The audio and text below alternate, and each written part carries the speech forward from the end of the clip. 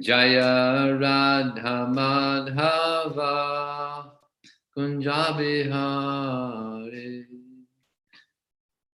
Gopijana Vallabha Girivanandari Gopijana Vallabha Girivanandari Yasodanandana Rajajana Ranjana Yasodanandana Rajajana Ranjana Jamunatira Vanachari Yamunatira Vanachari Jaya Radha Madhava Kunjabihari Jaya Radha Madhava Kunjabihari Gopijana Vallabha Girivanandari Gopijana Vallabha Girivanandari Yasodanandana Rajajana Ranjana Yasodanandana Rajajana Ranjana Yamunatira Vanachari Yamunatira Vanachari Hare Krishna Krishna Krishna Hare Hare Hare Rama Rama Rama Hare Hare Hare Krishna Krishna Krishna Hare Hare Hare Rama Rama Rama Hare Hare Hare Krishna Krishna Krishna Hare Hare Hare Rama Rama Rama Hare Hare Hare Krishna Krishna Krishna Hare Hare Hare Rama Rama Rama Hare Hare Hare Krishna Krishna Krishna Hare Hare Hare Rama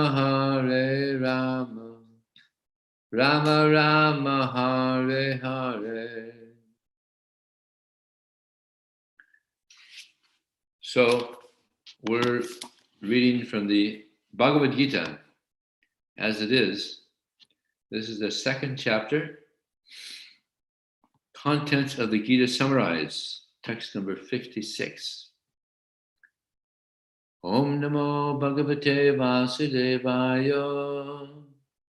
Om Namo Bhagavate Vasudevaya. Om Namo Bhagavate Vasudevaya. Om Namo Bhagavate Vasudevaya. Om Namo Bhagavate Vasudevaya. Om Namo Bhagavate Vasudevaya. So this is the Sanskrit, then we'll read the translation and commentary. Dukkesh vanu dvigdamana sukeshu vigatasmaha vitaraga paya krodha stitadir muni uchyate. Dukeshu, in the threefold miseries, anudvigna mana, without being agitated in mind. Sukeshu, in happiness, vigataspraha, without being interested. Vita, free from, raga, attachment, bhaya, free, fear, krodha, and anger, stitadi, whose mind is steady, muni, a sage, uchyate, is called. Purport, translation. One who is not disturbed in mind, even amidst the threefold miseries, or elated when there is happiness, and who is free from attachment, fear, and anger, is called a sage of steady mind. Purport. The word muni means one who can agitate his mind in various ways for mental speculation without coming to a factual conclusion. It is said that every muni has a different angle of vision, and unless a muni differs from other munis, he cannot be called a muni in the strict sense of the term. Nasha vasir yasya matam na binam. From the Mahabharata, Vimohana Parva, 313, 117. But a Sthitajir Muni, as mentioned herein by the Lord, is different from an ordinary Muni. The Sthitajir Muni is always in Krishna consciousness, for he has exhausted all his business of creative speculation. He is called Prashanta Nishesha Mano Prathantara, Stotra number 43. Or one who has surpassed the stage of mental speculation and has come to the conclusion that Lord Sri Krishna or Vasudeva is everything. Vasudeva Sarvamiti, Sa Mahatma Sudurlabha. I think that's from the 7th chapter.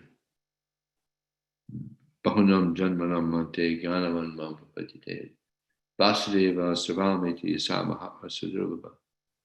The translation of that is that after many, many births, one who is actual in knowledge surrenders unto me, knowing me to be the cause of all causes and all that is. Such a great soul is very rare. So continuing the purport. He is called a Muni fixed in mind. Such a fully Krishna conscious person is not at all disturbed by the onslaughts of the threefold miseries, for he accepts all miseries as the mercy of the Lord, thinking himself only worthy of more trouble due to his past misdeeds. And he sees that his miseries, by the grace of the Lord, are minimized to the lowest. Similarly, when he is happy, he gives credit to the Lord, thinking himself unworthy of the happiness. He realized that it is due only to the Lord's grace that he is in such a comfortable condition and able to render better service to the Lord. And for the service of the Lord, he is always daring and active and not influenced by attachment or aversion.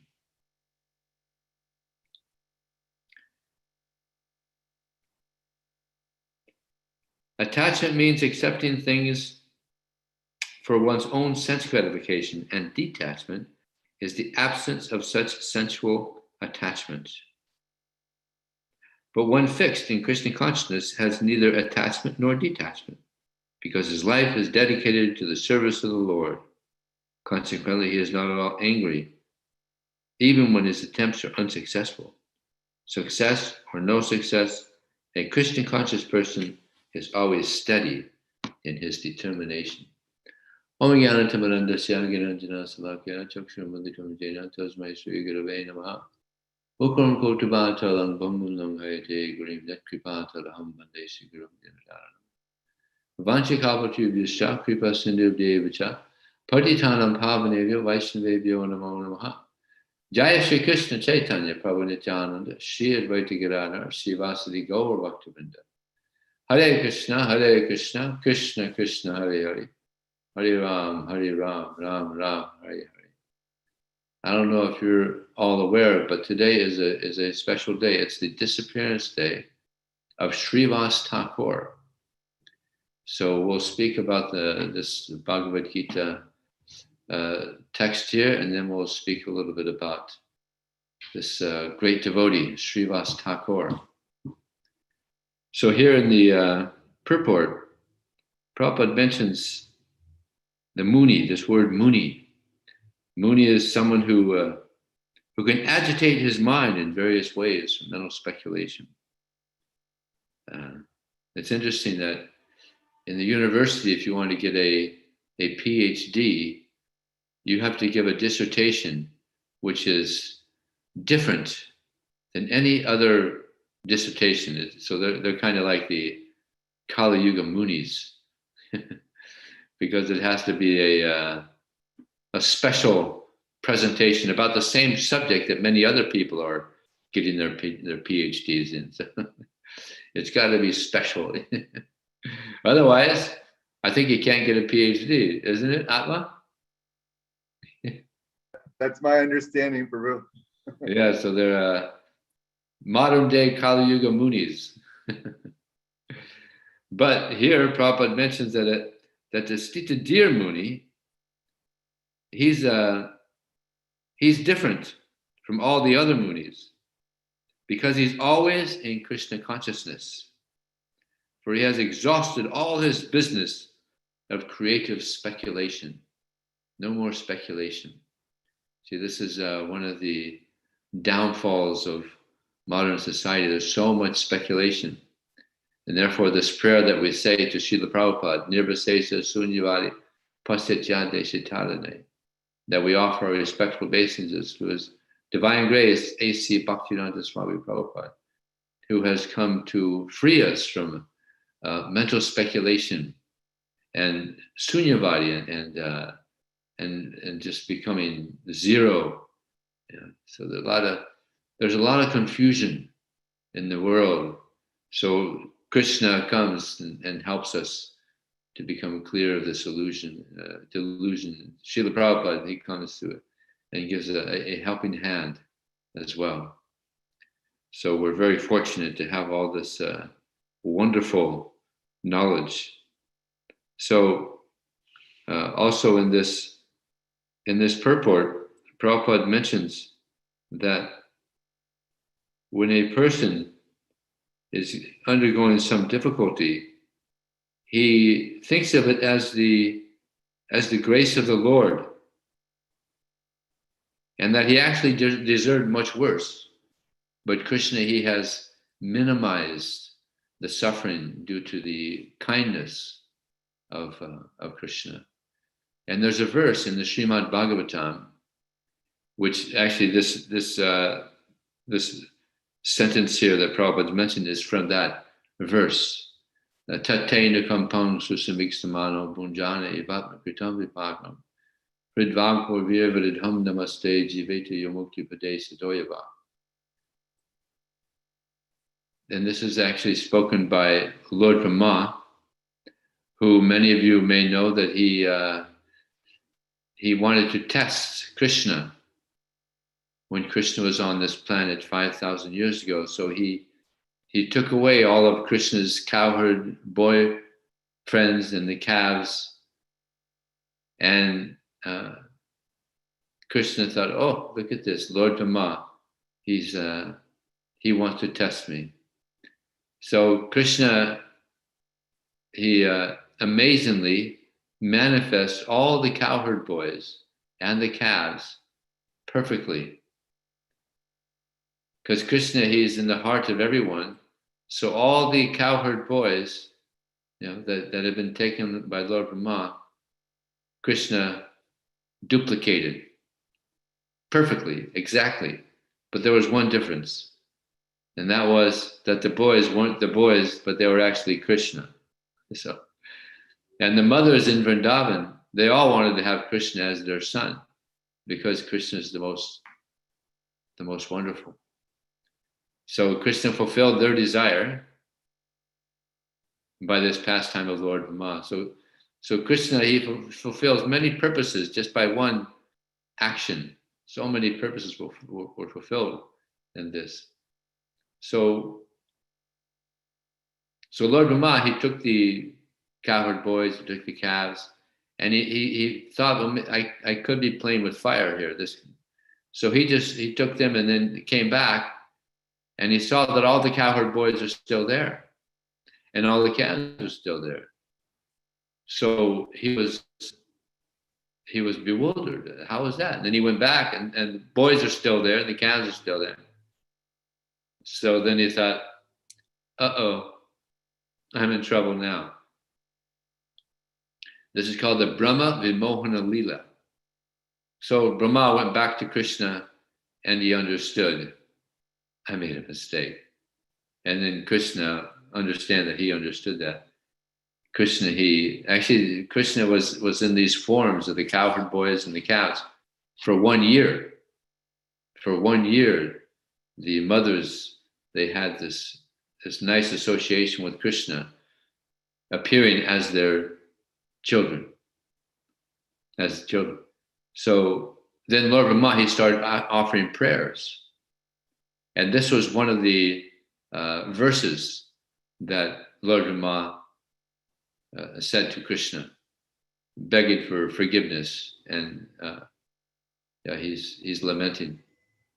So this verse, it says, always seeking your compassion, thus tolerating all difficulties as being due to his own past activities.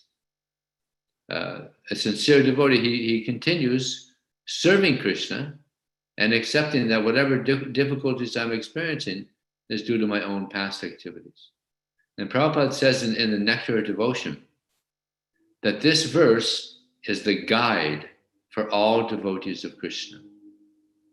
I'll repeat it again, since Prabhupada said this is the guide. Always seeking your compassion, thus tolerating all difficulties as being due to his own past deeds, and always serving with his mind, body, and words, such a devotee is eligible to inherit the kingdom of God. So if you want to inherit the kingdom of God, if you want to go back to the spiritual world, this is the mood. Whenever there's a difficulty, we accept that it's due to something I did in the past, and Krishna, he's so kind that he minimized what I deserve. And then Prabhupada mentions also, if there's some happiness, the devotee feels, oh, I don't deserve it, but Krishna's so kind that he's giving me this, he's allowing me to feel this happiness in Krishna consciousness.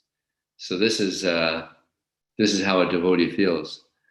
Non-devotees, when something happens to them, they think, well, why me? Or even sometimes religious people, they say, well, I'm serving God. Why is God doing this to me? But a devotee thinks, oh, I deserve it. It's my karma. So Krishna's giving me this purification, to help me to grow spiritually. This is a verse that I quite often will say when I'm on book distribution, because book distribution can sometimes be a little difficult. Difficult because we're dealing with people, and people are under the modes of nature, so it's sometimes not very easy. So sometimes it's difficult. So then whenever there's difficulty, then we have these nice verses that we can meditate on. So many nice. It's like Queen Kunti, she says, Vipida santutas tasva tatva tatra jagatguru bhavato darsanam yat apana bhavadarsanam. Queen Kunti, she's such an elevated devotee that she prays for calamity. Krishna, please give me calamity again and again. Because when calamities come, then I take shelter of you. And by taking shelter of you, then I overcome the repetition of birth and death. So a devotee welcomes difficulty, no problem, because it's an opportunity to think of Krishna, to surrender to Krishna. So the devotee has no problem when there's difficulty. And here in this verse, it says, one who is not disturbed in mind, even amidst the threefold miseries. So these threefold miseries are miseries caused by nature, just like there in New York City. I know I was there one summer in New York City, and it was very hot. It gets very hot and humid, right? Is it there like that now? No, it's okay. Today it's the coldest day it's been in a while. and it's Really? getting hot again starting on Monday. Oh, Today it's like high of 65, but okay. it was real hot just a few days ago. Yeah. It can get very hot and muggy, and here also in San Diego, it can get quite hot. And then I remember in Miami, I was in Miami, and we used to get hurricanes. They still do get hurricanes there, and they're quite dangerous. You know? And some places they have actually the biggest natural disaster that's ever happened on the planet that they're aware of was floods in China, where thousands of people die because of floods. Yeah. And then sometimes people they die because of heat. It's like here in California, they have Death Valley, where some people have tried to cross the valley there and they die because it's just so hot. So yeah, there's different miseries coming from material nature. You know, excessive rain and no rain, tornadoes, hurricanes, tsunamis. So many ways that people are suffering because of nature, material nature. And then there's miseries coming from our own mind and body, which is actually the most intense type of suffering that people experience. Because, people are suffering mentally. People are suffering. It's one of the biggest diseases in the world now is mental disease. And, people go to psychiatrists, but psychiatrists also, they got their problems. So they don't really give a solution to the problem. So a lot of people commit suicide. I mean, you don't hear about people committing suicide because of some natural disaster or because of some other living entities. But the difficulties that people are experiencing mentally are very rampant throughout the world. Hundreds of thousands of people every year, they're committing suicide. So it's a sad thing, very sad. But this is the material world. It's called Dukkalium Ashashvatam. So here Krishna says that one who is not disturbed in mind, even amidst threefold miseries, or elated when there is happiness, and who is free from attachment, fear, and anger, is called a sage of steady mind. So whenever there's a difficulty, a devotee, he just accepts it as Krishna's mercy. Even if there's some mental problem, he just takes shelter of Krishna. And Krishna is the best at solving all problems in our life. Mental problems, physical problems, or family problems. If one takes shelter of Krishna, then problems kind of disappear eventually. So taking shelter of Krishna is very important. But it's interesting here that Krishna says one who is not disturbed in mind. So the mind is actually a great hurdle that we have to cross over. In the Uddhavagita, see, we have the Bhagavad-gita here that we're reading from. There's another Gita called the Uddhavagita, which Krishna spoke to his dear devotee Uddhava. And in the Uddhavagita, actually it's kind of like, Uddhavagita is kind of like, you could say finishing up the Bhagavad Gita. Krishna goes into, it's an amazing book, Uddhavagita. So he says in there, Krishna, he says, Dorjyanam aham mana. He says, of difficult things to conquer, I'm the mind. It's not, a difficult thing to conquer. It's not another country or another, whatever, but to conquer the mind is very, very difficult. And therefore, Krishna, he says in the Bhagavad Gita, Uddharatmanatmanam natmanam avasarya. Atmaiva Yatmano Bantur, Atmaiva Riparapana. Krishna says one must deliver oneself with the help of the mind and not degrade oneself. For one who has conquered the mind is the best friend. And for he who has failed to do so, it's the worst enemy. And for one who has conquered the mind, the super soul has already been reached. For he has acquired tranquility. For him, happiness and distress, heat and cold, honor and dishonor, it's all the same. He's conquered the mind. So, but of course, it's not an easy thing. It's a great challenge to conquer the mind. But Krishna helps us by hearing Bhagavad-gita, by chanting Hare Krishna, by associating with the devotees. We are able to eventually conquer the mind, purify the mind. You see, even in the spiritual world, they have a mind, but it's a pure mind. So now, throughout this world, people have impure mind.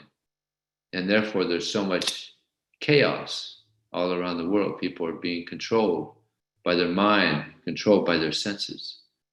And Krishna, he says in the Gita also, Evam Bude Padam Budva, Samsibhyatmanamatma, Jahi Satyam Mahava, Kamarupam Dharashana. He says, knowing oneself to be transcendental to the material mind, senses, and intelligence, one should carefully engage in Krishna consciousness and slay this formidable enemy known as lust. So we're not the mind, we're not the body, we're not the senses. Like I was speaking to some people today on book distribution at Balboa Park, and one lady asked me, so what was the most sublime thing that you learned from the Bhagavad Gita when you first read it? And I explained to her that to hear that I'm not the body, that I'm the soul within, and when this body dies, I'm going to continue according to my karma. That was like that was a very deep thing that hit me.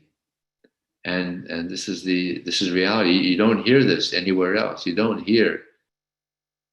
the body. You can't go to any university, unfortunately, and hear, that you're different from the body. You're the soul within. And even many religious organizations, they have a vague understanding that we're the soul within, that the body is actually just a vessel. It's just a vehicle for the soul. So this knowledge is very sublime. And Krishna, he mentions that also. Nahi gyane sabrasam, pavitam iha vidyate. There is nothing so sublime and pure as transcendental knowledge. And when one has become accomplished in the practice of devotional service, he experiences and enjoys this knowledge within himself. So this knowledge is enjoyable. You hear the Bhagavad Gita, it's like, wow, this is ecstatic. Srimad Bhagavatam, it's so nice, it's pleasing to the soul, it's pleasing to the mind, it purifies the mind. So therefore, this hearing and chanting is emphasized so much that we hear and we chant as much as we can. Bhagavad Gita, Srimad Bhagavatam, Caitanya Charitamrita. We have such a great treasure house of wisdom that can help us actually become really wealthy. We have these treasures, and if we hear nicely, then we absorb these treasures and we become very wealthy spiritually just by hearing and chanting nicely. So by this hearing and chanting nicely, then what comes after that is mentioned in this verse. Vita raga boya kroda, manmaya mampashata, bhavo jnana tapasa putram bhavam agata. There's another verse very similar to this verse here that we chanted. And this is the one I just chanted. Being freed from attachment, fear, and anger, being fully absorbed in me, many persons in the past have become purified by knowledge of me, and thus they have come to me. So Krishna, he's encouraging us here. He's saying many, many persons in the past have become purified by this knowledge of Bhagavad-gita and have come to me. So we also, by reading Bhagavad-gita, by practicing Krishna consciousness, we can become completely purified and go back home, back to Godhead. This is the goal. And when we go back home, back to Godhead, then we'll be completely satisfied. Of course, you don't have to wait. Iha yasya harer dasya karmana manasagira nikila sapi vasasu jivan mukta sushate. Anybody who engages their mind, body, and words in the service of Krishna is liberated even in this lifetime. So we don't have to go back to Godhead to be liberated. We can be liberated in this very lifetime if we simply take it very, very seriously. So actually there's a nice, amazing incident. I don't know if I've said this here before. Maybe if you have, Atma, you stop me. I don't want to be a rerun. You know? But there was reruns can be really good anyway. But I all don't right. If it is a rerun, it's you know, you could relish it twice because it's pretty amazing. There was in Miami, there was a nice Indian family that did a lot of service for the temple. And unfortunately, the lady, she got cancer.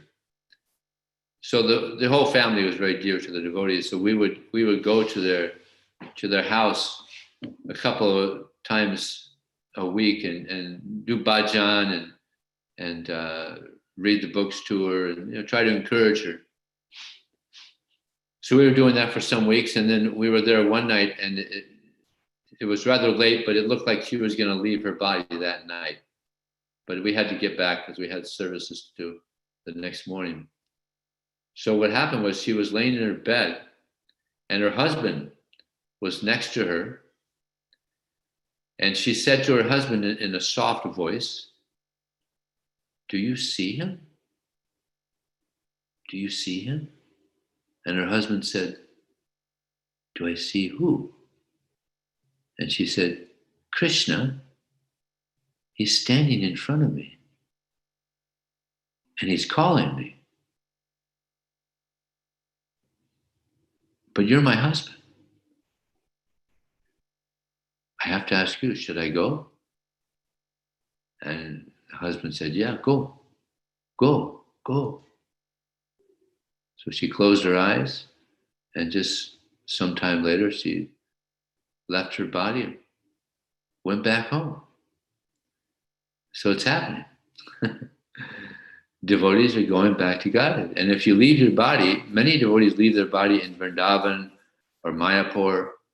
And if you leave your body in Vrindavan or Mayapur, you go back home. You go back to God. Many devotees now, they're leaving their bodies because many devotees, they're in their 70s, now in 80s, leaving their bodies. So they're getting ready. They're getting ready. Today I was talking to a man at Balboa Park. That's where I distribute books. Prabhupada actually spoke at that park. He would go on japa walk there. And one devotee said, "Prabhupada, this is like Vrindavan." And Prabhupada said, "No, this is more like Dwarka. It's very opulent, has all these big buildings there." So I was speaking to this elderly man. He was 83 years old. And he was so happy because this year, or in the last year, he's made $1 million in the stock market. But I told him, but you're 83 years old. You can die at any moment. I mean, you can't take any of this money. He's got $3.5 million. I said, you can't take any of that money with you. So, better you take a Bhagavad-gita, learn about, what's going to happen. You're not, when you die, it's not over. You're going to continue on according to your karma. But he was, he couldn't really grasp that, So he said, "I know what's going to happen at the time of death." I said, "Oh yeah, what's going to happen?" "I'm dead." I'm dead. That's it. So a lot of people have a little bit of illusion there. I think that's it. But no, he's in for a surprise. So he was so touched that he's made $1 million in a year. He said, I'm thrilled by this. I'm just so thrilled. I made $1 million in a year. I'm my own boss. I don't have to, nobody tells me what to do. So he's in a big illusion. Just 83 years, and he's just enjoying this mental pleasure. He can barely walk. He's still walking, but he can barely walk. So this is material consciousness. People don't have this information, so therefore it's so important that this knowledge be distributed. As Bhaktisiddhanta Saraswati Thakur said, that the only lack in society is Krishna consciousness. So therefore, Prabhupada, he emphasized so much the importance of distributing this knowledge to the people. There's so much ignorance. And because of so much ignorance, people are suffering so much. So we have the knowledge by which people can become free of their ignorance. Just like all of us, we also thought that we were our bodies, and to satisfy the senses, this is the goal of life, because we are our senses. But now, fortunately, we have a higher understanding that we aren't our senses, that this body is just a machine. As it's said in the Bhagavad-gita, Isvara Parama Krishna Satchidatno, Isvara Sarvabhutana Hridasarjanatis Brahmayan Sarvabhutan Yantravidhani Maya. That I am seated in the hearts of all living entities, and I'm directing the wanderings of everyone who is seated as though on a machine. So yantra, so Krishna mentions that in the Bhagavad Gita. So everybody's moving around under the guidance of either the material nature or the spiritual nature. So the more we're Krishna conscious, the more we're free of the material nature. If we're always Krishna conscious, then there's no room.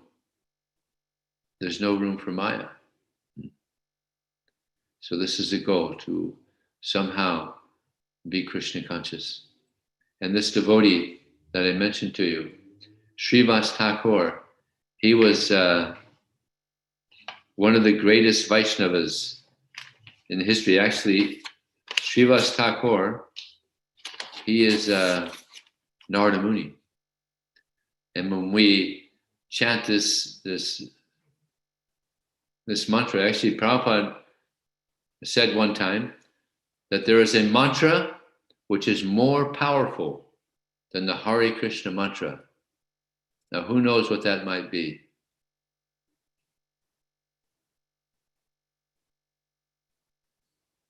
The Panchatattva prayer. Yes. Jaya Shri Krishna Caitanya, Prabhu Nityananda, Shri Advaita Gadadhar, Shivasati Gaur Bhaktivinoda. So then a devotee asked Prabhupada, then why don't we chant the Panchatattva mantra on our beads instead of the Hare Krishna mantra? And Prabhupada replied, because Lord Chaitanya told us to chant Hare Krishna.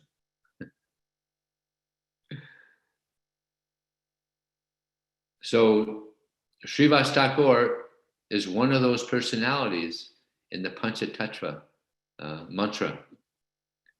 And he was, many of you may have heard that Advaitacharya, he prayed for the descent of Krishna in the form of Chaitanya Mahaprabhu. So Srivas Thakur, he was also one of those who prayed for the descent of Krishna. They were a similar age group. Srivas Thakur was kind of elderly.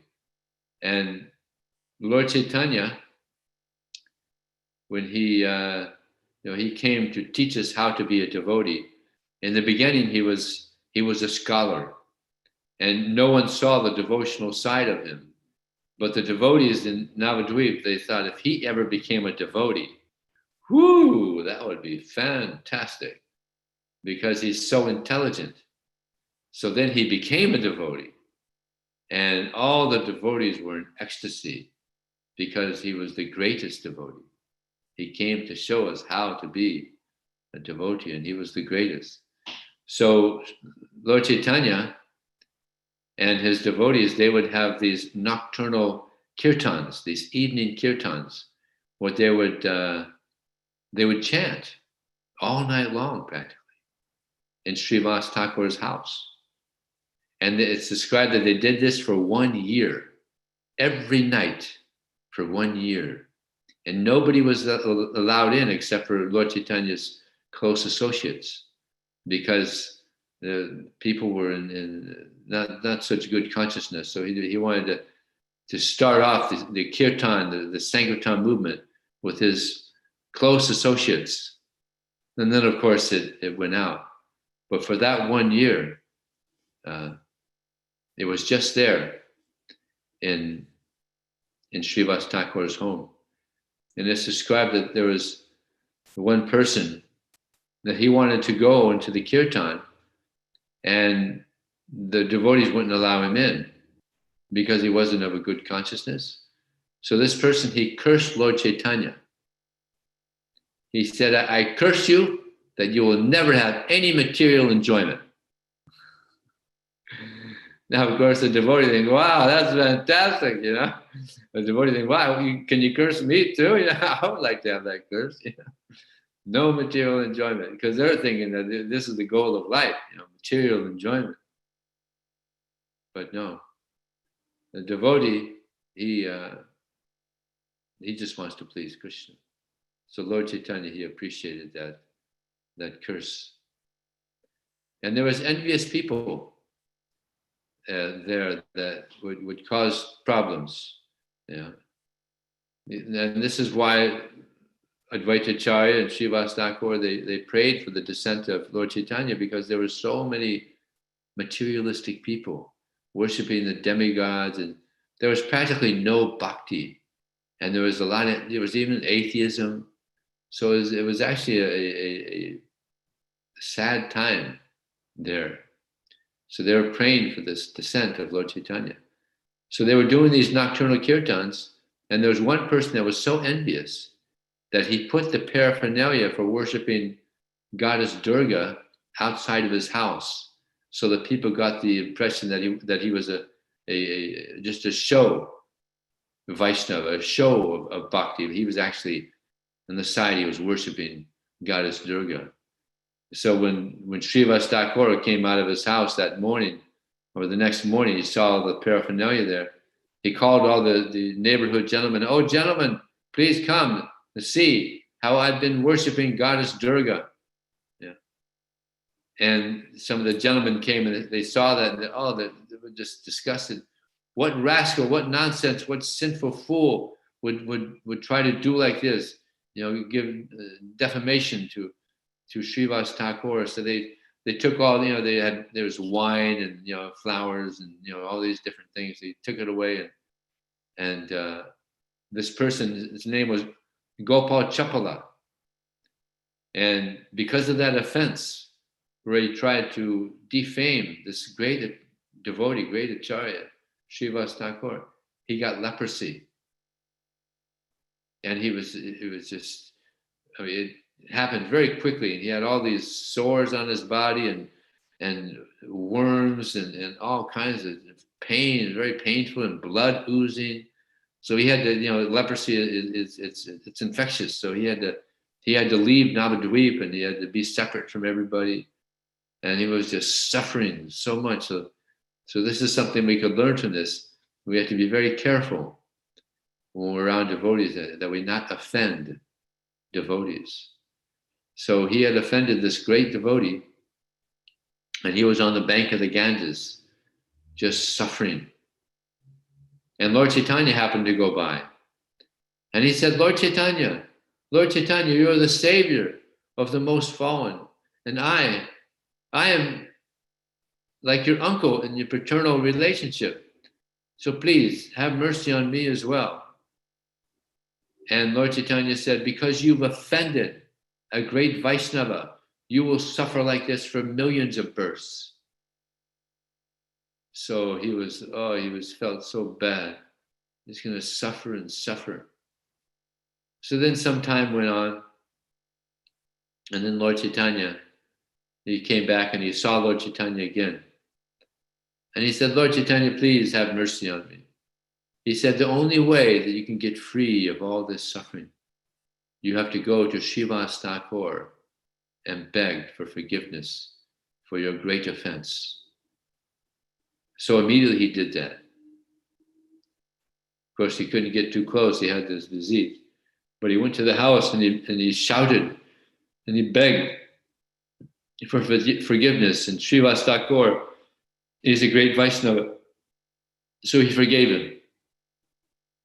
And he became free of this leprosy. So this is some of the pastimes of Lord Chaitanya. There was also a Muslim tailor that Srivas Thakur had, he would sew his clothes, and he happened to be in the house when Lord Chaitanya was performing his pastimes, and Lord Chaitanya would dance, and Lord Chaitanya was very tall. He was 7 feet tall, and he would dance so graciously. And this Muslim tailor, he was just enchanted by seeing the dancing of Lord Chaitanya. And Lord Chaitanya could see that he was enchanted and pleased with the dancing of Lord Chaitanya and the other devotees.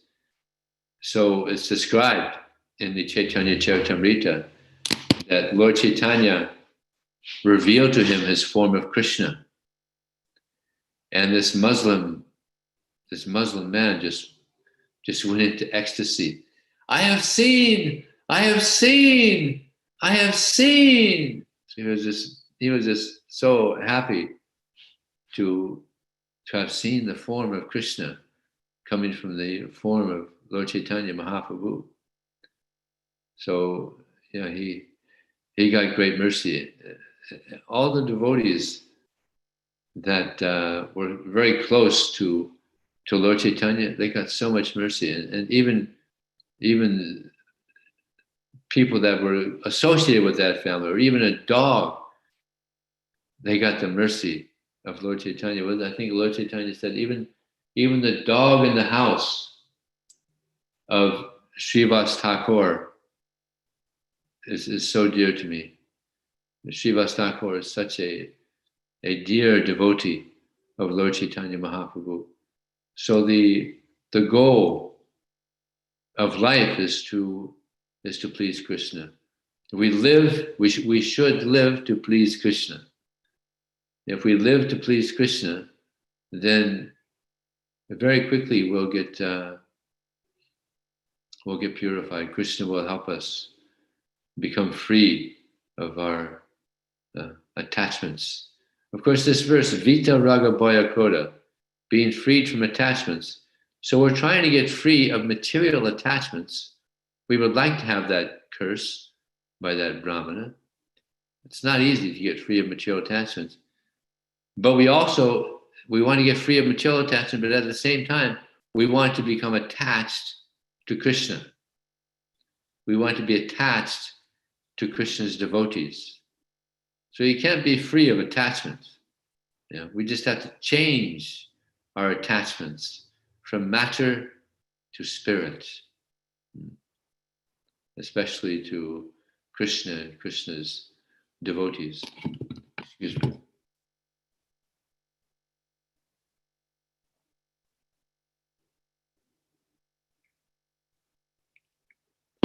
Just like Srivas Thakur, he was very attached to Krishna. And very attached to Lord Chaitanya. So much so that there was one instance where they were having the kirtan. And he had one son that was kind of ill, and he died during the kirtan. And the ladies in the house, they were all crying very loudly, "Oh no, he's died," and crying and crying. And Srivas Thakur, he came to know of it, and he told the ladies, "Don't cry, because it's going to disturb Lord Chaitanya in his kirtan." He was so attached to Lord Chaitanya, in the kirtan, continuing the kirtan, that he didn't want it to stop. So he told the ladies, "Don't cry. If you're going to cry, cry softly. Don't cry loud. It's going to disturb the kirtan." So they did that. They subdued their crying, and Lord Chaitanya continued the kirtan. But then Lord Chaitanya eventually, towards the end of the kirtan, the time of kirtan, he said, "Something has happened here. There was some reversal here happened. What happened?" And Srivas Thakur said, "Well, my son has died." And Lord Chaitanya was amazed, because it had been a few hours since his son had died, but he didn't stop the kirtan and, "Oh, my son has died." He just went on normally. He was chanting and dancing. And of course, Srivas Thakur, he knew there's no death for the soul. It appeared like it was my son, but actually he's had so many fathers and so many mothers, and I've had so many sons. So he's completely transcendental. So Lord Chaitanya, he went to where the boy was laying dead. The ladies are all around and crying. And Lord Chaitanya spoke to the boy. He said, "My dear boy, why have you left so untimely, causing so much pain to your parents and to others?" So the boy rose and started speaking. He said, "I'm moving according to your will. I was here for some time according to your will. Now, according to your will, I'm going elsewhere, but I am not independent." He said some other things. I don't know what, I don't remember at all. But and then he laid down and he died again. And then that brought all the ladies to the reality that he's not his body, he's the soul. That must have been a real eye opener. He comes alive again and speaks spiritual wisdom. Yeah. So yeah, this is reality. We're here due to our past karma, and now, by Krishna's grace, by Prabhupada's grace, now we're practicing Krishna consciousness to some degree or another. And we're on the journey, we're on this path. And we should take it very seriously. Prabhupada said that if we're serious and sincere, these are the two qualifications for going back to God. We have to be serious. What does serious mean? It means thoughtful. It means thoughtful. When we're reading Prabhupada's books, we should really try to understand them. As Prabhupada told Yamuna Devi, when you read my books, you should try to feel what you're reading. So really try to understand this message, this deep message, this wonderful message that Krishna is giving to us. And sincere means genuine. Anyabilasata sunyam jnana karma gnavatam anukuyena Krishna anusilanam bhaktivutam. That one should render transcendental loving service unto the Lord favorably, without any desire for material profit or speculation. This is called pure devotional service. So to give up our selfishness is not an easy thing. To give up our mental speculation is not an easy thing. But Krishna, he helps us. Prabhupada said that Krishna wants us to go back to him more than we want to go back to him. Therefore, Prabhupada said that for every step we take towards Krishna, Krishna's taking 10 steps towards us. So we have to keep on taking those steps towards Krishna.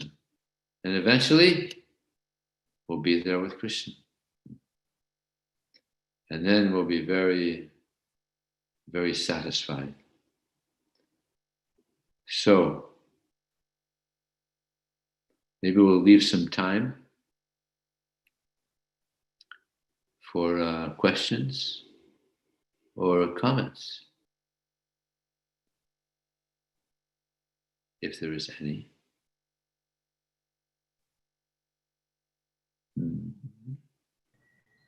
Oh, I forgot to mention the last thing. In this verse, vita means attachment. No, vita being free from attachment, no, fear and anger. Oh yeah, no, I mentioned only the attachment. Being free from attachment, fear, and anger. Just like Srila Prabhupada said that my disciples, they have two problems. One is they are not enough afraid of Maya. That's the first one. Now you're in New York City. There's a lot of Maya in New York City. So you should have a big fear of all that Maya in New York City. Oh no, many of you are all over the place. Actually, I was thinking you guys are in New York City, but you guys are in Pennsylvania and where else? All over the place, right? Ohio, New Jersey, Pennsylvania, and I think the rest of us are in New York. I think so. Okay. So wherever we are, there's a lot of Maya. I'm in San Diego, a lot of Maya here too. Pacific Beach, this is where Maya hangs out quite a bit. I got my neighbors over here. Oh. This is a party town, unfortunately. Anyway, this is where Krishna arranged a temple here. What can we do? Right? But yeah, we should have a firm fear of Maya. But here it says the devotee is free of fear. Yeah, but we're not. We should have a fear of Maya, but we're not fearful of doing services for Krishna. Sometimes the devotees are afraid of surrendering. Just like this is one of the reasons that a lot of Hindus, they don't surrender to Krishna because Krishna, he takes things away. Yasyaham anugarnami. You got to surrender and you got to give up your sense gratification. That's why in India, a lot of people, they worship Durga and Shiva, they get material sense gratification. But when you surrender to Krishna, what does Krishna say? Sarvadhamam parijajya mamikam saranam vaja aham tvam sarapapajya mokshasyami masa. Just abandon all varieties of religion, just surrender unto me. I'll free you from all sinful reactions, do not fear. But people they don't want to, they're in this bodily conception of life, so they don't want to give up all these things that they're working for. So then fear and anger, free of anger. Therefore, a devotee is tolerant. And one great devotee, Krishnadas Kaviraj, he says, Tranadapi sunichena tarorapi sahistana manina manina kirtana sadhari. That one should chant the holy name of the Lord in a humble state of mind, more tolerant than a tree, devoid of all sense of false prestige, and ready to offer all respects to others without desiring respect for oneself. In such a state of mind, we chant the holy name of the Lord constantly. When I was in Mayapur, I was in Vrindavan many years ago. This must have been 1982, something like that.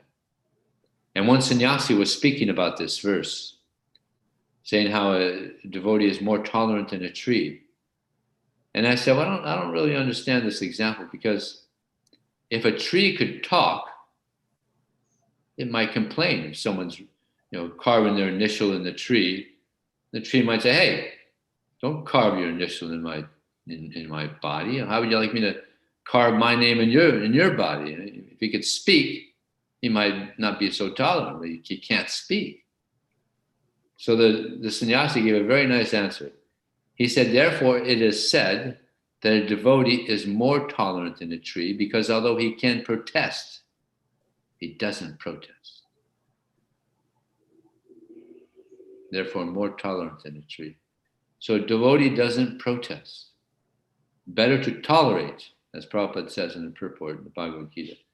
better to tolerate than to protest. If you protest, then you can't grow. The more you're tolerant, the more we grow. But the more we protest, then we're not getting that opportunity to grow. The more we're tolerant, the more we're humble, compassionate to others, the more we're able to grow. Because when people do things to us that may cause us to be angry, the people that are doing this, they're under the modes of nature. So if we protest, then we also come under the modes of nature. So, yeah, better to be humble, tolerant. In this way, we grow.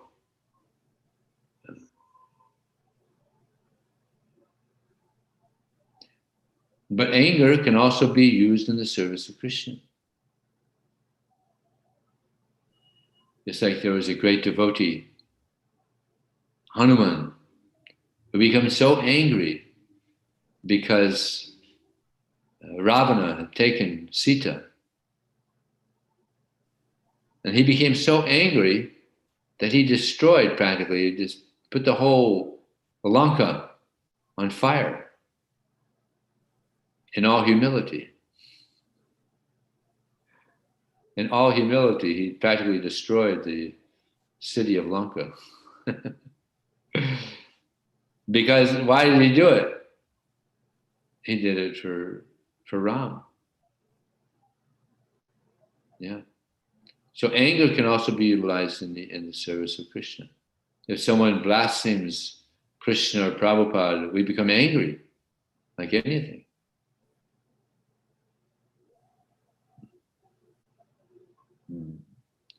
So fear can be utilized in the service of Krishna. Attachment can be utilized in the service of Krishna. But we're trying to get free of material attachment.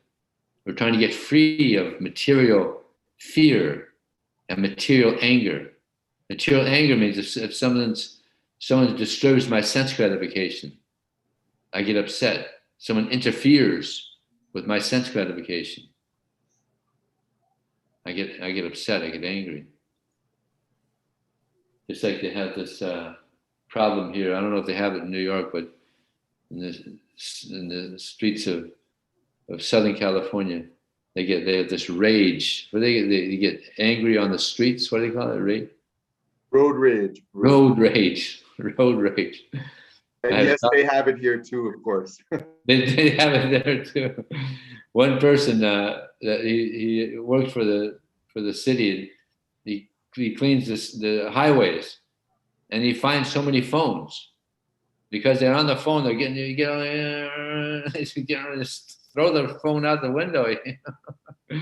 They can't call them back. You know? So many phones they find. Road rage. So, but devotee is tolerant. The material world, there'll be so many reversals, but we have to be tolerant. It's so nice. Devotees are trained to be tolerant.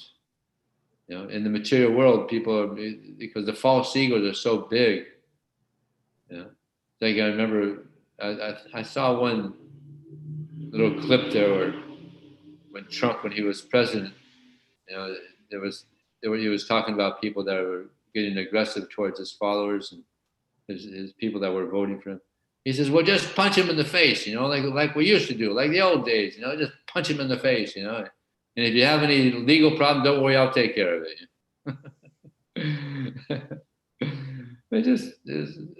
So in this way, the way he's speaking, he's training people to be intolerant, to just, you know, yeah, let your anger out, you know, punch him in the face, you know.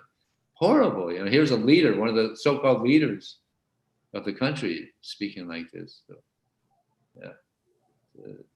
I remember in school, whenever there was a fight on the campus, everybody would throng to see the fight, you know, to see somebody get hurt. It's like a horrible mentality, a sick mentality. A devotee is para dukkha dukhi, sees others suffering, he gives pain. But the material world, they're para sukha sukhi. They see others suffering, then it gives them happiness. So no, we should try to develop the devotional qualities: peacefulness, self-control, austerity, purity, tolerance, honesty, wisdom. Prabhu, I think there's you may not have seen it. There's two people who have questions. Okay. Actually, and I'm the third one, but I All can. right, let's go. I can go after, but Susan and Tashani, they both have questions. All righty. What I'd like to ask is, first of all, everything is a measure of our self-worth. And that most people are interested in keeping themselves comfortable. I'm sorry, everything is a power of what? A measure of our self-worth. Self-worth? Yes, either we deserve it, we don't deserve it. This is, the thing is that, hold on, just my phone.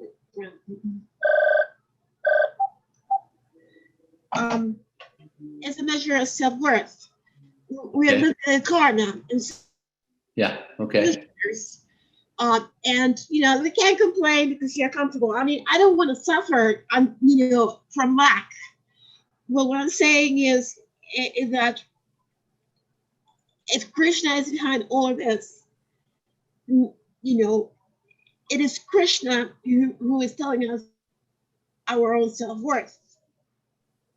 And also, so the thing is that we cannot really elaborate this by mental speculations because we are not interested in the factual, we don't know what the factual ideas are.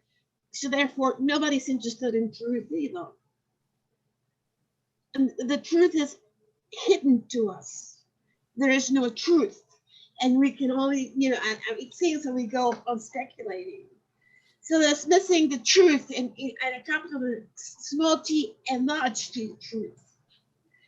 And also it's Krishna is behind all this, and he has his employee Maya. This is living a fictionalized life, but there's no truth, there's no reality. And the only thing is that we can really bring the real into reality with capital R. That's our only choice. Okay, so this is a comment. I don't know what it is. Sounds like a comment, and it sounded right. Yeah, so Krishna's, he's taking care of us. If we surrender to him. I'm living fiction. This is really, what am I living? He is administering my punishment. If I was bad, he administers a punishment now. Yes. But if he's behind all this, and some people are my executors, then there is no real and there's no truth. There's no truth because it's only mental speculation. We don't know what the truth is. Well, we do. We're given the truth by Krishna. And how are we given the truth by Krishna? We are only giving what is only what we are worth. And sometimes some people like me, for instance, are not worth a bunch of beans. Krishna has given us truth in the form of the Bhagavad-gita and the Srimad Bhagavatam, the Caitanya Charitamrita. He's given us the truth, and Prabhupada's coming and teaching us. And Krishna's letting us know that, we're responsible for whatever we do. And our self-worth is dependent on how we act. If we act for Krishna, then we're very fortunate. And Krishna, he reciprocates with us, and he gives himself more and more according to how we surrender. If we decide that we don't want to go towards Krishna, then he reciprocates. If we ignore Krishna, he ignores us. So then our worth becomes less and less. Of course, we're always part and parcel of Krishna. But the closer we get to Krishna, the more worthy we are of receiving Krishna's mercy. So Krishna says, all of them as they surrender to me, I reward them. So the more we surrender to Krishna, the more wealthy, we become wealthier and wealthier. Our self-worth increases. You also said that, I don't know if it was my computer got disconnected, so I couldn't get the whole thing, but you said that, I think it was that you don't want material stuff, I will curse you with no material stuff. So there's another vindicativeness that, it doesn't feel right, because we're expecting mercy, and I know Krishna is very merciful, but we are not getting that. We're getting, the thing is, our minds are walking into fiction. There is no reality with capital R. And, and there is no reality because Maya takes care, everything is Maya in a sense. So there's no real, and there is no, so that's what I was saying. I read Krishna is real. Krishna is real. You're real. You're comfortable, and I am comfortable. Thank you, Hare Krishna. But that my interest in keeping my tush comfortable, and or tidy, whichever. But what I'm saying is, there's no. All of this is a fiction. There's no. We can't speculate. It's not that we can't speculate. We are advised not to speculate. This goes against this, but there's no factual reality. No, there is reality with a big R, and there is fiction. So Krishna is explaining reality. We're spirit, so we're part of Krishna. He is the Supreme Personality of Godhead. He says, Mata Parataram Nanyat Kinchidasti Dhananjaya. He says there's no truth superior to me. So that's the reality. He's the highest truth. But yeah, we should try to avoid as much as possible mental speculation. But in replace from that, we're getting the reality. We're getting Bhagavad-gita. You're getting Srimad Bhagavatam. Speculation it's a waste of time. Prabhupada says it's actually gambling. So we should not speculate. Better just hear Bhagavad-gita, because we're so limited. Why waste time speculating? Better hear Bhagavad-gita, hear Srimad Bhagavatam, hear Srila Prabhupada. Have some faith in these great personalities. Don't have faith in your mind. Our mind is just, we have a tendency to make mistakes, to be an illusion, cheating mentality. Why put so much faith in our mind? Can I say something? So how do we give up our minds? I'll give it up. I don't care. It's obvious, I was attracted to the fact. How do you give up what? How do you give up your mind? And there are difficult times when you have to make decisions, when you have to really, and you need, and your mind is really not serviceable. You don't give up your mind. You don't give up your mind. You purify the mind. We're about purifying the mind. Purify the mind by hearing the holy name, by hearing the words of Krishna, by hearing the words of the devotees. The mind gets purified. You can't give up your mind. The mind will always be there. We've had our mind for God knows how many lifetimes.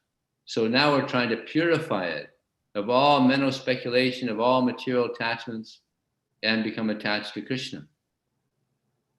So somebody else had a question? Shawnee? Yes. Is it okay for Hare Krishna believers to attend school to study certain, I guess what would be considered worldly knowledge. Complete Maya. No, I'm joking. No, it's all right. Actually, many devotees are going to school again. You can get degrees. You have, you have family, so you have to some type of income. So that's all right. But be careful. Be careful. There's a lot of Maya. Bhaktivinoda Thakur, he said that the modern schools is slaughterhouses for the soul. So you have to be very careful. Have good association. Chant your rounds. I remember there was one person, he was in school, university, and the teacher said, if you're bringing God into this classroom, you can just step right out. In other words, it's just like, it's become so crazy. He just said, even if you believe in God, I don't want you in here. It's like insane.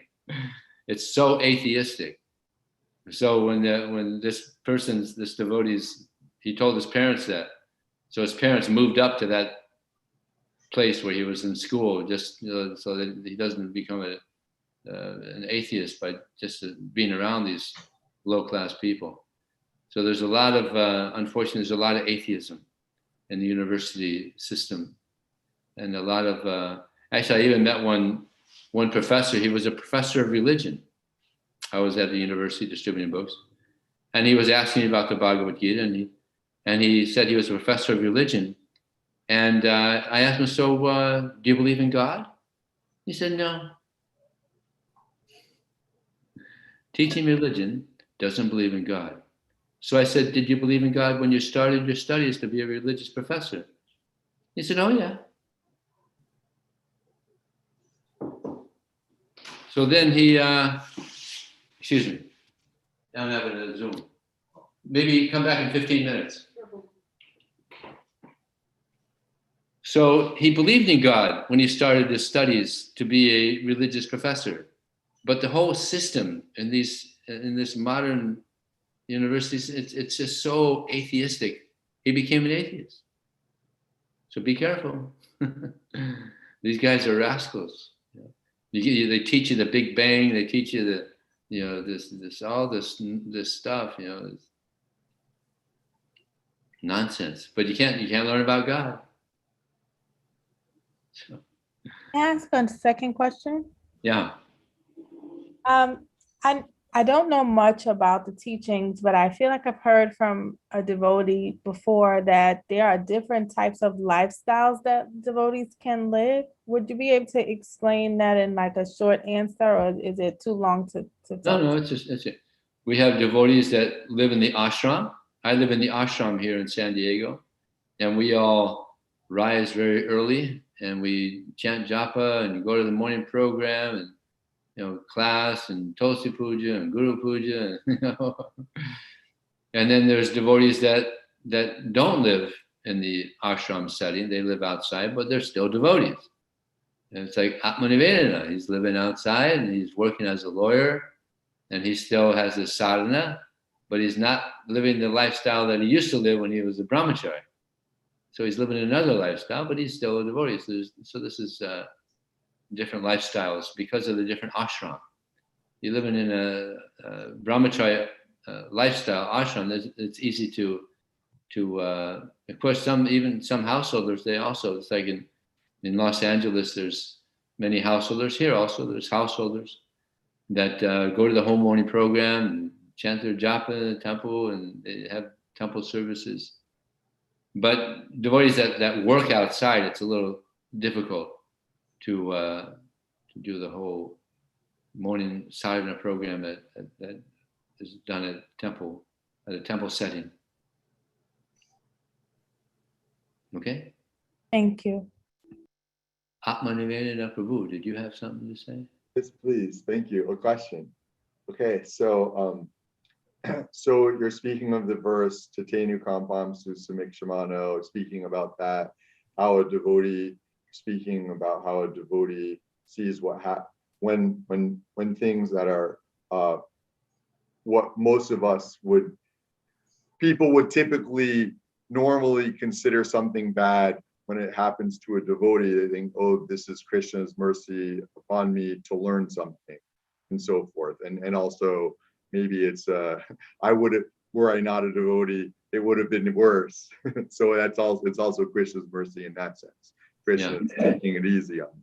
So these are some, you were talking about these points somewhat, and that's and so my question is a little bit specific here, and I remember I'm here with Subhamita, so a combined question here. So let's say that there's, I think some people will find this interesting. People who are not devotees may, or yet like serious devotees may find this interesting, but sometimes devotees, even though they're engaged in Krishna consciousness and trying to lead a perfect spiritual life and so forth, and they may have disagreements with one another.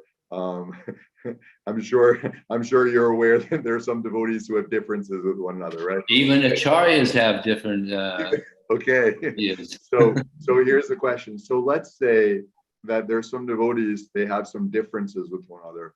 But let's say it's not just a philosophical, like, well, you do it like this, I do it like that. I don't think that this is the best. I think that this is the best. Or but maybe there's also some, there could be some clash, some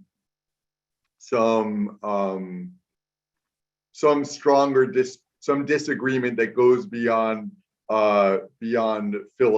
philosophy, where someone's impeding, attempting to impede, one devotee is attempting to impede another devotee from performing the devotional service the way that devotee thought is best for the devotee to do. Okay, so we've seen this before, not necessarily the acharya example you're giving, but we've seen that amongst devotees here in our society, International Society for Krishna Consciousness. We've obviously seen that. So my question is, when that happens to a devotee, how does the devotee both practically deal with that situation and also try to live according to that teaching and that verse that you were discussing so nicely? Wow, interesting. And one thing, and let me just say one thing, because Tashani just chatted. She asked, "What is acharya?" Sorry for speaking with you. Someone just said when I was talking to the devotees, they said, "Why am I always talking with these legal terms?" So, and now I'm talking to devotees. Now I'm talking with too high devotional terms to someone that's not familiar. So sorry. Acharya refers to a very advanced Krishna conscious person who's a great teacher. That's what that means. So sorry about that. Go ahead, Vijay. Okay. Yeah, this brings to mind that there was two devotees distributing books, and there was a little competition. And one of the devotees was distributing a book to a non-devotee, and the devotee that was competing, he was behind the devotee, telling the non-devotee, waving out, don't take the book. Because the competition was so intense. So this is an example of really, that's like really, really bad. Impeding someone's devotional service and impeding a non-devotee's getting one of Prabhupada's books. So in a situation like that, I think the devotee that was trying to distribute the book, he was so shocked. He could tell that, because the person was looking at it. He could tell that had happened. He was this. I think what he did is he avoided that devotee's association, at least for some time. And yeah, it can be, we should aspire to associate with devotees that are trying to advance in Krishna consciousness. And you could practically see that.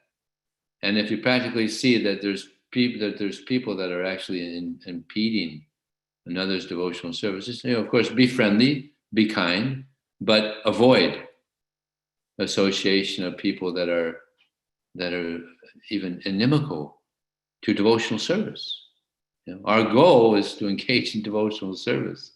So we associate with people who are trying to enhance and increase that devotional service. And if you see someone that's trying to decrease, then probably better, from a distance, be friendly, be kind, don't make offense or anything, but just, our association is very important. It rubs off onto whatever we associate with, it rubs off onto us.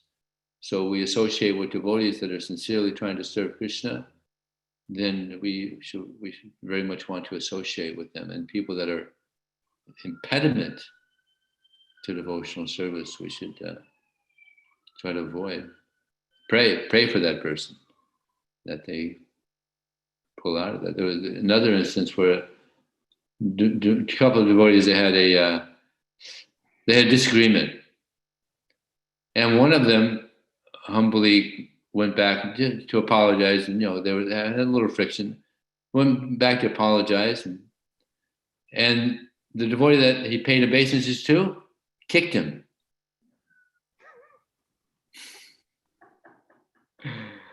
I mean, I couldn't believe it. So we have to learn how to act like a devotee. That's not how you act. Yeah, it's whenever there's some friction, we pay obeisances. Vanchakalpatribhyastam kripa sindhya vichaparitanam bhavani vaishnavebhyo namo. Krishna's very pleased, especially when there's some friction. The first person to pay obeisances and ask for forgiveness, Krishna is most pleased with that person. So we should, if there's some friction, we should always try to be the first one to beg for forgiveness. But I mean, I'd hate to be in that person's shoes, kick a devotee that's not offering respect. So it's the material world. It's even though we're in devotional life, still this is. It's like there was one instance in Mexico. Prabhupada was in Mexico, and a guest said, "Why is there so much Maya in this temple? Where is there too much Maya in the temple?" And Prabhupada said, "This is the material world. You show me a place where there's no Maya. In the material, even the temple, sometimes it's difficult, even in the temple, to get away from Maya." So, of course, we try our best, and Krishna will help us. But yeah, Prabhupada had to deal with so many problems, while he was on this planet. And that's why he was traveling around, just trying to keep things together. And he was concerned. Therefore, he asked Giriraj Maharaj, is it going to be able to continue after I leave? He was concerned because he was dealing with so many problems. And many of the devotees, they couldn't deal with other devotees. They could only deal with Prabhupada. So it's as Bhaktivinoda Thakur said, it's a weird abode. And Bhaktisiddhanta Saraswati, he said, there's no place for a gentleman. So we try our best, and by hearing and chanting, then we learn how to deal with others in a nice way, non-devotees and devotees. So therefore, the sadhana is so important. Hearing the pastimes of Prabhupada, hearing how he acts, and Bhaktisiddhanta said we have these wonderful biographies where we learn how devotees act. Lila Amrita, and so many books now about Prabhupada. So we learn how to act from hearing about these great devotees, and from hearing Bhagavad-gita. That's one of the symptoms of a non-devotee. They don't know what to do and what not to do.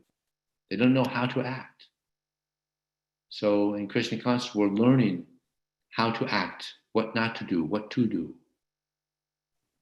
It's a real art. Is that okay? Thank you, Guru. Hare Krishna. Hare Krishna. Very interesting and helpful.